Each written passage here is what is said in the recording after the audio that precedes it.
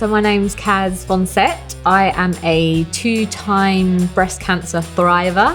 I am also a charity founder and an Instagram storyteller. So Wigs for Heroes was set up when I was first diagnosed with breast cancer back in 2017. I wanted to help the women at my hospital feel like themselves when going through treatments such as chemotherapy. Losing my hair myself, it was really difficult to find who I was comfortably being without hair. And I did struggle when trying to discover who I was. But with the help of my friends and family and obviously wigs and scarves, I really claimed my own sort of female power. So I wanted to help women who were on lower incomes and help them basically. My name's Grace Mandeville. I'm 25 years old and I'm a YouTuber and presenter. Being born with one hand was very normal to me. I didn't know any different because I was born like it. A few people stared at me. People stare at me now, but I like to think it's just because I look cool, or at least I lie to myself. Having a disability has definitely made me more confident. I am so used to people staring at me every day that I don't really care if I've got like a spot on my face or if I'm having a bad hair day or I haven't got any makeup on, because I'm used to them looking at me anyway. It's also made me very competitive and determined. I was very used to people saying that I couldn't do things or assuming I couldn't do things because I have one hand. So I like to prove people wrong in every way. Everybody's different and disability isn't a taboo thing. There's so many people with disabilities all over the world, more than you could ever imagine. And this should be represented in everyone's everyday life. It's not a weird thing and it's okay to be different. Hi, I'm Bianca, I'm 32, I'm an influencer and podcast host. Sustainability, if I'm honest with you, never used to be important to me, but I think being an influencer has made me realise how important it is. I receive, without sounding like smarmy in any way, I receive a lot of stuff and just generally it's the packaging, it's the volume of things, it's just the pure abundance. And I feel like I'm constantly flogging stuff to people. And if you're doing something, you want it to be authentic and you want there to be value. I don't want to be telling people to get something just because. So in terms of like sustainability and bringing everything back to that, it's really important to me because I want to believe in what I'm doing and I want to live a better lifestyle. I want to think of generations to come. And I think that that's what we need to be selling. We need to think about longevity rather than fast. I won't say fashion, but just a fast lifestyle. I'm trying with regards to in my work life, trying to encourage everybody to recycle, getting reusable things, living at home with my boyfriend. He's terrible. Sorry, babes. But I'm trying to encourage him to be better, like using reusable stuff and even changing our cleaning products, the kind of brands that I'm now working with, and just educating myself and doing a lot of reading and research so that I can implement things into my daily life. I have to say, we discussed it earlier. Being a woman, I guess, for me, it's about being powerful. Independence. Yeah, that's a good one. Yeah. That's a good one. For me, personally, going through cancer treatment twice, it has meant finding strength in things that a man, not being funny, might not necessarily find strength in. Finding the strength in other women as well, in particular. That has meant a lot to me over the past 3 years. Support. Yeah, the strength. Support, the strength. That and unity. Seeing, exactly, Yeah. and being like a second gen immigrant as well, like watching my mum and my nan struggle through certain things in their lives and then having this lifestyle in London, I feel really privileged. So almost like watching those generations and then eventually passing it on to our generation, my niece and stuff, teaching them, being able to do that as a woman is so important to me. Like, I don't think, sorry men, but you know, You're great and all.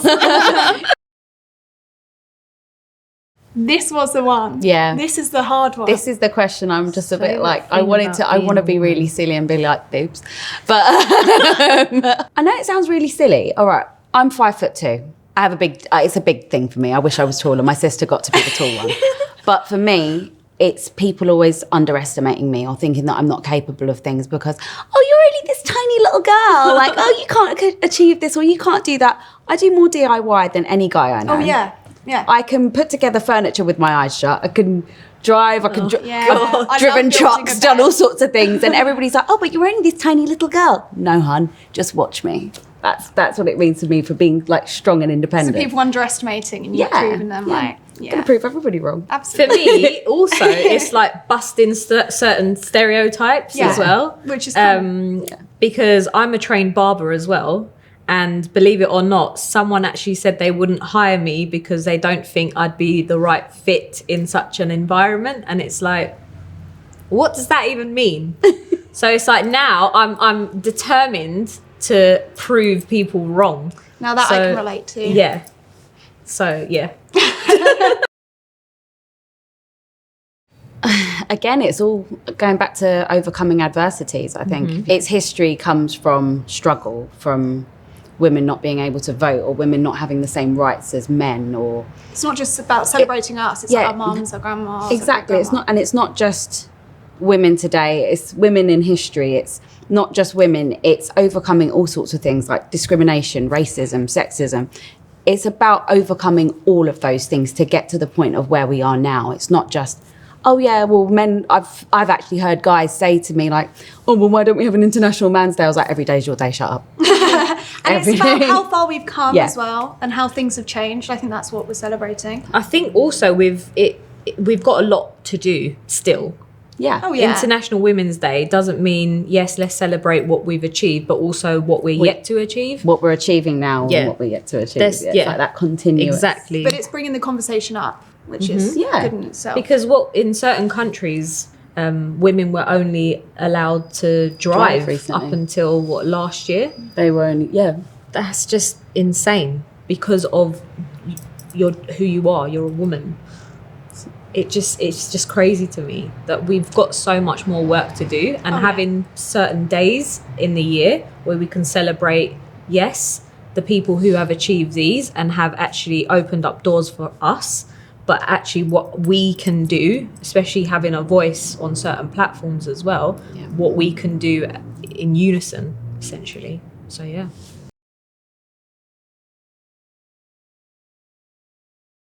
I think my favourite thing is about the people I've met. Mm-hmm. You know, when you do things like this, like talking to you guys, I think that's probably my favourite thing. And meeting all different kinds of women with different stories from different perspectives, different walks of lives. life. Yeah. Yeah. People with different, just everybody is different. It's like you said, not everyone's perfect. No. Everyone's unique. And just realising that your experience is different to somebody else's, but finding that commonality between you. Mm-hmm.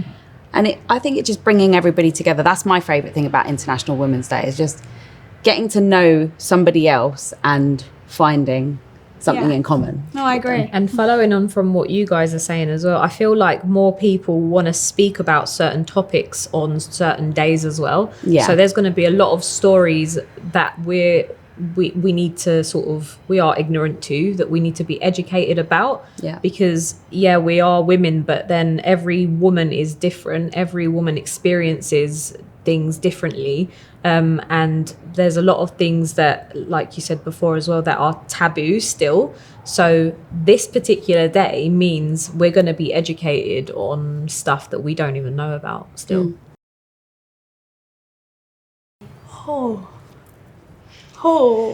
Oh, this is a toughie. Oh, I don't know. There's so many women. I always take It's it back. fun. I always take it back to the women in my family. But that's what I was going to say. I was going to always. say like my mum, my nan stuff, and then I thought that was a bit too cringy. No, I always take it back to them, because I think to myself, I wouldn't be who I am today without their influence. My mum, my sister, I've got family all over the world. As much as we don't get to see each other, thank God for technology, because Skype and WhatsApp calling has made my life a much easier experience. But taking everything back to those women around you, the immediate people around you, or is it that they say that you're like a product of those around you? And I like to think that I am who I am because of them.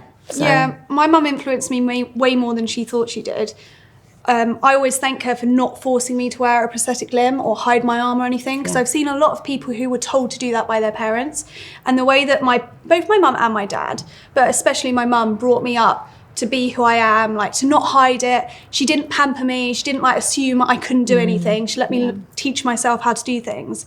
And I definitely think I wouldn't be anywhere near as confident as I am today if it wasn't because of her. I think both my grandmothers, one of them has passed away, but they are the sort of backbone of our families, and the way they have carried themselves throughout their lives of being abandoned and going through war and whatnot. I when I was diagnosed with cancer, I saw that as like okay, if my nan got through a civil war, I can get through cancer. Like, if she managed to take all her like kids on these little boats and move across the country, like being surrounded by bombs and guns, then I can go into a chemo unit and have an IV stuck in my arm and deal with it and go home.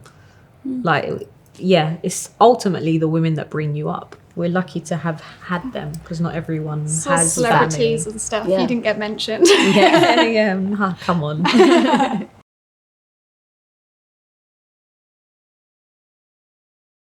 Younger women, like younger Dealing with girls social and girls. media. Oh, yeah. Like the influence of social media Yeah. and finding that grounding between kind of what's real, what's fake. And I try my best to be very honest about what I'm doing, and I show the glamorous side, and then I show me sitting in my Avengers hoodie with a mask on a Friday night, because when you get old, guys, you stop going out.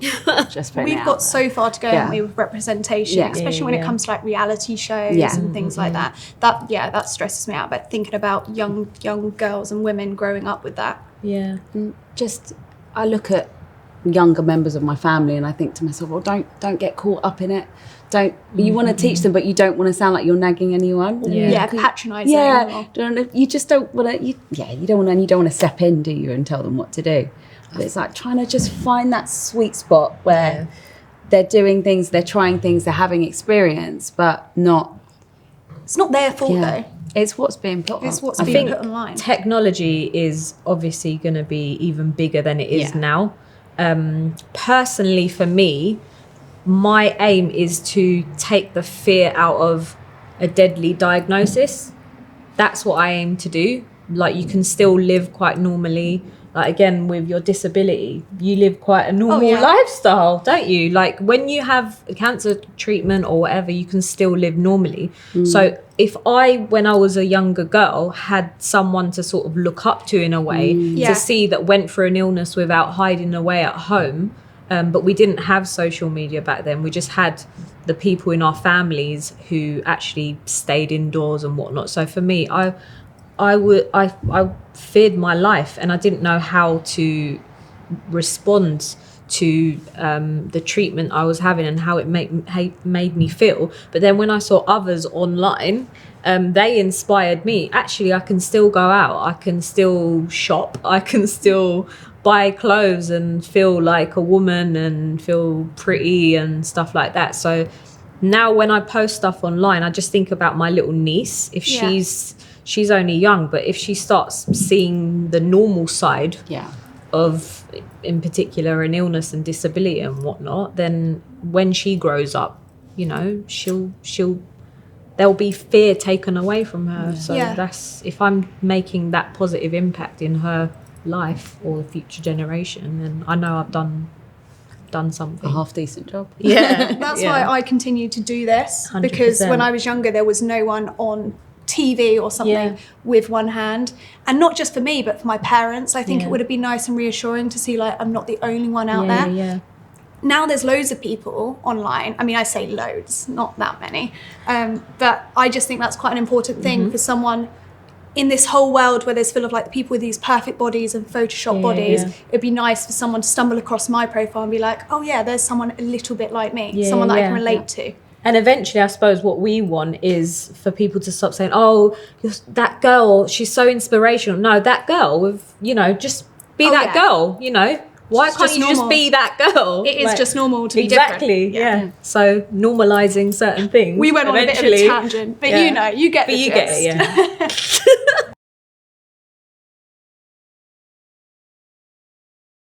it, Yeah, well, actually, we were talking about this today when I was talking about dress code. Yeah. And because I don't work in an office, I wasn't sure if I was correct in my assumptions or not, but it turns out I kind of am, that still women do have to wear like high heels to some of the jobs. Yeah. And skirts and tights, which is wild to me. It's like there's some places in the city that you're expected as a woman to still wear a dress, and that's normal.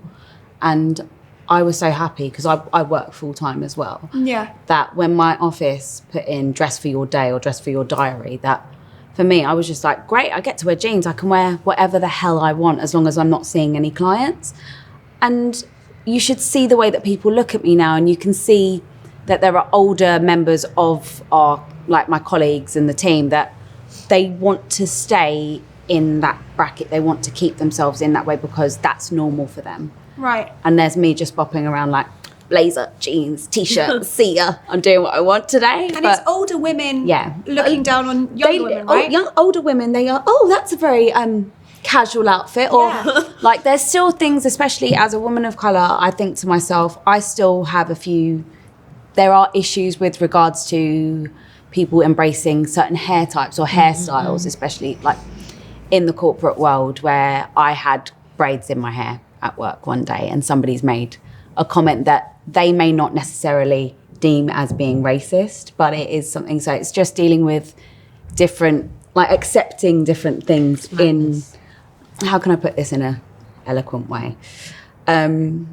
Accepting different people and different women, and not everybody is of the same culture or the same background. And I think that that's still something that needs to be addressed, especially in, I guess, a corporate landscape. Yeah, which is a problem in itself, really, isn't it? Because a lot of women still don't, talk to other women and aren't, I don't know, sympathetic towards them or discuss something with them. We're quite like judgmental, I think, towards each other. Yeah. Not us, but I mean, like a lot of women aren't they? You do still, there is still a lot of judgment there, and I'm on about like anything and everything. Exactly, and it goes across like, it's like you could, like the widest. If someone's happy with wearing a bikini one day and they post that picture on Instagram, I reckon a lot of women will judge that person wearing a bikini 100%. Online. And it's not that, why don't you think, well, she's happy with herself, good on her for being proud of her body today.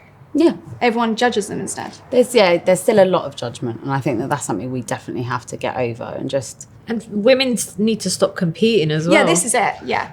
Let people live. Let people live. Maybe it's like competition they see. Yeah. There's all the likes. Yeah. Not even online. I mean, in general. Do you think that competition, though, with competition, there can be healthy competition and then really unhealthy competition in the fact that you're trying to keep up with other people? Yeah. And it's, for me, I think life is about balance. But maybe that comes to the fact that there's not as many women higher up in positions, so women see each other as competition in everything when it comes to careers. I absolutely love these. They're the comfiest shoes, and I'm not just saying this, I've ever worn. Ever. I'm not even joking. Like, they are so comfy. You don't need to break them in. Yeah. Like, you put them on and you feel like you're in your lounging, like, home attire, but then you get to walk on the street with them. Like, when I put those ones on earlier, when I put those on earlier, I thought I was wearing my slippers. I was like, these are so they're comfy. So but these are really nice because they're sturdy and they're more, I guess, all-weather shoes. So I think these are my favourite. I love these. Yeah. These are my faves. Go feet first. Go feet first. Like, jump in. Yeah. Just get stuck in, basically. Do everything. If you've got an idea, go for it. Yeah, don't limit yourself. Sometimes don't go with your heart, go with your feet. I like it.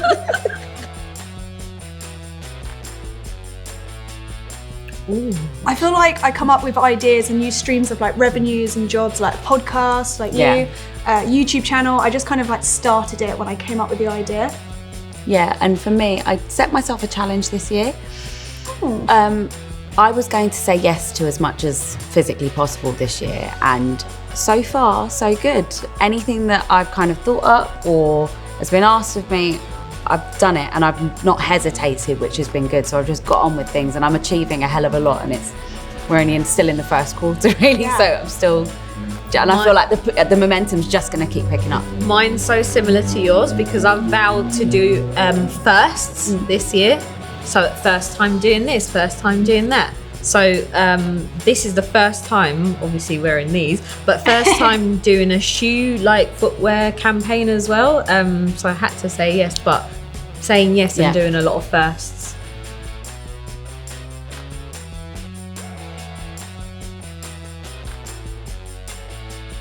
There's so much that can already limit you. Why continue to limit yourself? Just get on with it. Try something. When you push yourself out of your comfort zone, you achieve amazing things. So just keep doing it. I feel like that's the only way you can break stereotypes as well. Yeah. By just like doing something without thinking too much about it, because you'll end up scaring yourself or stopping yourself from doing something. And one of my favourite quotes is, you cannot fail at being yourself. So I think women should just carry on being themselves and not doubting themselves, because you won't fail.